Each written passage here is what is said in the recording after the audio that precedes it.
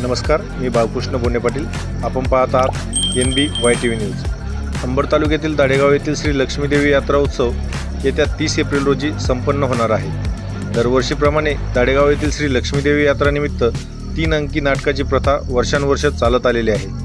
ही प्रथा कायम ठेवत गावातील श्री सत्यानंद नाट्य मंडळ यांनी यावर्षी तुफान विनोदी 3 अंकी नाटक टाकू मानसिंग अर्थात झुंज अन्यायाशी हे नाटक सादर करण्याचे योजले आहे.